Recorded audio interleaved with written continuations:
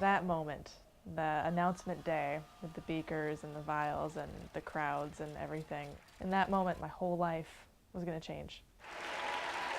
I entered a contest in July called the Month at the Museum contest at the Museum of Science and Industry. Over 1,500 people applied for one position, for the privilege to live in the museum for a month and sort of be, how am I describing it? An explorer, reporter, ambassador. The only one of these in existence, the keys and the all-access pass to every nook and cranny of this museum. Month at the Museum starts now.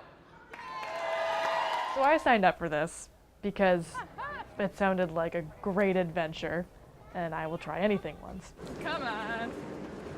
This is really hard.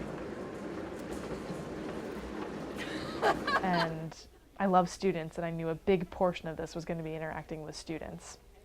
There's almost too many best parts to really pick a best one.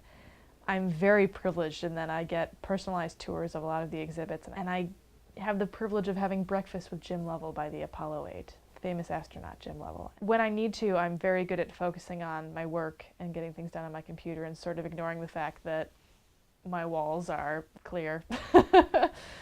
But every so often there'll be someone who is under 3 feet tall who will wander up to my desk, and they just have these big curious eyes, and I have to pause what I'm doing and wave at them because it's just impossible not to. Can you imagine if you had a whole month just to hang out in here?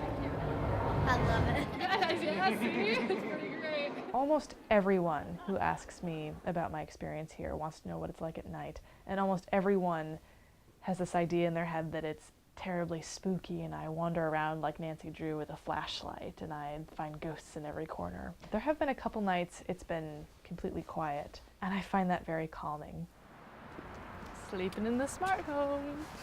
Some of the places I've been able to stay overnight have included the hamster wheel in the U exhibit. I slept over in the U-505 one night, the German submarine, and tonight I will be sleeping in the smart home, a completely fully functioned house on the museum grounds, which is done with all green technology and all sustainable lifestyle choices. This is a quilt my mom made for me, and it goes on every overnight adventure with me, so that even when I'm far away from home, I can feel just a little more comfortable. But really some of the best moments have been,